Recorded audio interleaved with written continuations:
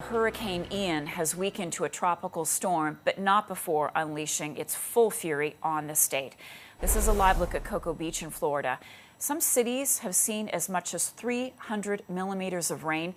To put that into perspective, that's roughly 1/4 of the precipitation Vancouver receives in an entire year. Power is still out to some 2 million people this morning.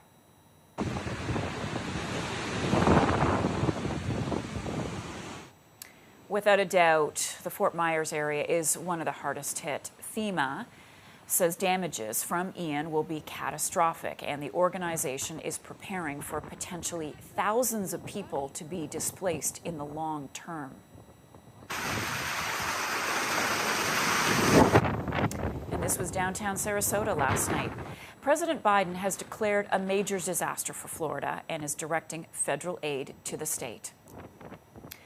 The satellite imagery this morning of Ian shows it's heading northeast. The storm is expected to gain a little steam before approaching South Carolina's coast tomorrow, and then further inland in the Carolinas Friday night into Saturday. Let's go to Florida now. CTV's Tom Walters is standing by in Tampa for us. Good morning, Tom. It is daybreak. What are people waking up to this morning?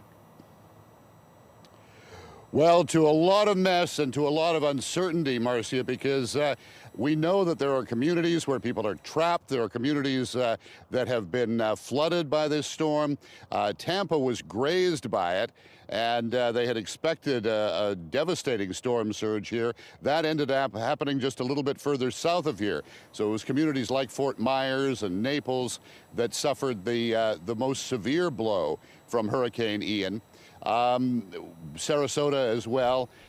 Port Charlotte, a hospital was badly damaged to the roof. Water poured into the ICU, and some of the sickest patients in the hospital had to be evacuated to other parts of the building. The fire hall in Naples, Florida, had waist-deep water in it. There are places where pictures show water lapping at the eaves of buildings and homes. There are utility crews on standby here in the state to start restoring power to the 2.5 million people here in Florida who lost electricity during the storm.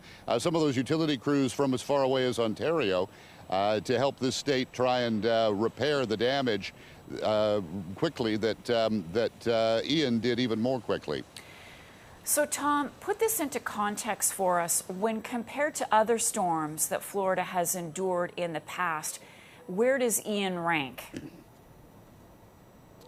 Well, on a top 10 list, if you will, I mean, it would be tied, I think, for 5th for the strongest storms ever to hit the U.S. So it would be, it's certainly one of the strongest ever to hit Florida, and it really evoked a lot of strong fears in the Tampa area because it was looking a lot like the storm that hit here in 1921. Over 100 years ago, that did devastating harm to the city of Tampa.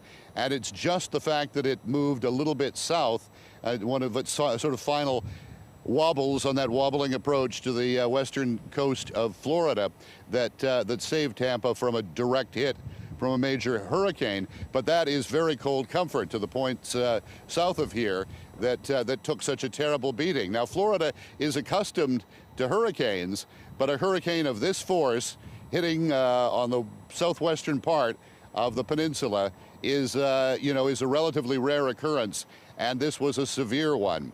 As you've noted, it's now been downgraded to a tropical storm, but not before cutting right across the peninsula. It's now returning over the Atlantic in the Cape Canaveral area, and it's expected to loop back and make a second landfall on the North American continent somewhere in the Carolinas. Although the belief is at this point, the forecast is that it will be still at tropical storm force. So the worst of this storm may be behind it, but it's a bad one, and it's a bad one by even by the standards of Florida, which has seen some tough ones. Yeah, it's a monster. Tom, thanks for